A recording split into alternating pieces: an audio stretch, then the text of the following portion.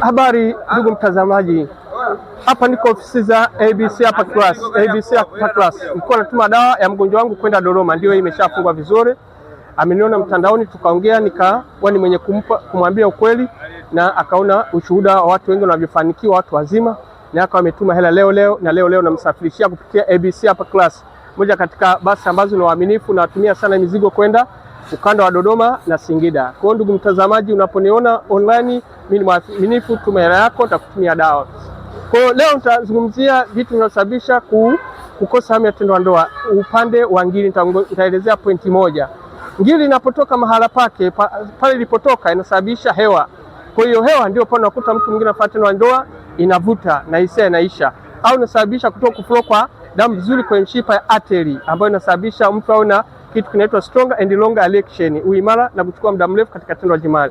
Power Max na ngiri kiwa nasafisha, moja ya dawa nzuri sana ambazo watu wanafanikiwa. Niko ofisi ya ABC hapa Class. Unaponiona mtandaoni, usihofu, uko ndani ya Tanzania, nje ya Tanzania, tuma hela na kutumia dawa zako kwa uaminifu. Huyu mgonjwa wangu ametuma hela leo, na leo namsafirishia kwenda Dodoma. Karibu sana ofisi Kariakoo, karibu na makao makuu ya klabu ya Yanga, au anajiita Wananchi. Pale kwenye jengo la klabu ya Yanga, ukiangalia kulia utaona bango la Dr. Balagomwa. Karibu sana, usifedheke ndani ya familia yako, ukawa sio mwenye kumhudumia mke wako vizuri. Karibu sana.